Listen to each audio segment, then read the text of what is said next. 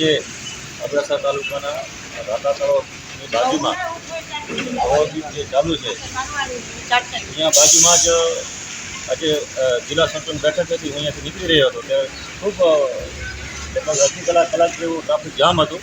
તો વિચાર કરી કે શું થયું? અમારા તાલુકા સરપંચ સંસ્થાના પ્રમુખ શ્રી હરીશભાઈ જાડેજા આપણે સણોસના સરપંચ છે.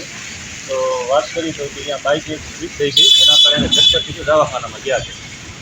પણ આ જે રજૂઆત જે છે પહેલાં ત્રણેક જે સંકલન બેઠક છે છેલ્લા 3 મહિનાની જે ત્રીજા શનિવારે જે કલેક્ટરના અધ્યક્ષતાને યોજાતી હોય છે એનામાં દર વારે ઘડી અમારો પ્રશ્ન હોય છે કે અહીંયા જે રસ્તો જે છે ડાયવર્ઝન ખૂબ ખરાબ હાલતમાં છે. અહીંયા વારે ઘડીએ જે વાહનો પસાર થાય છે એના કારણે અમુક બાઇકો જે સ્લીપ થઈ ગયા છે અને વાહનોને પણ નુકસાન થાય છે.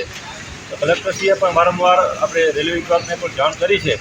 જો અમારે અહીંયા તાલુકા ભાજપના સૌ આગેવાનો અહીંયા ઉપસ્થિત છે. જો આ રસ્તો કદાચ નહીં સુધરે તો આ સ્થાનિક જે લોકો જે છે એ ખરેખર આ રસ્તાને બંધ કરાવશે. ખૂબ ખરાબ હાલતમાં છે. આ અત્યારે થોડું વાગ્યું છે, એટલે વધુ વાગશે તો જવાબદાર કોણ? તો અમે પણ તંત્રને પણ અમે અહીંયાથી આપણા મીડિયાના માધ્યમથી અમે જાણ કરીએ છીએ કે આ જે રસ્તો છે ડાયવર્ઝન જે રસ્તો છે તાત્કાલિક સુધારવામાં આવે. હું જાડેજા પરેશસિંહ બલુભા, સરપંચ સંગઠન પ્રમુખ અબડાસા અને સરપંચ સરોસરા જૂથ ગ્રામ પંચાયત.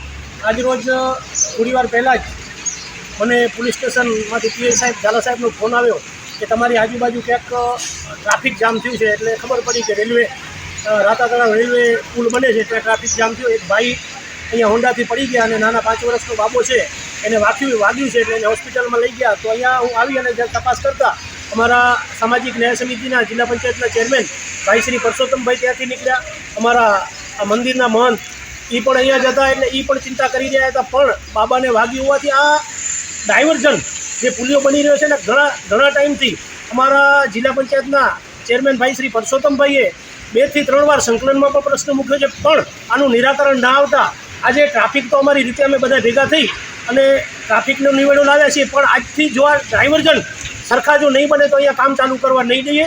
અને ભારતીય જનતા પાર્ટી આખી જ્યારે ચિંતા કરી રહી છે ત્યારે અત્યારે ઝાલા સાહેબ પણ અહીં આવી રહ્યા છે કે ભાઈ આ ડાયવર્ઝન જો સારા ન બને તો અહીંયા કામ ચાલુ બંધ કરાવી દેશું હવે.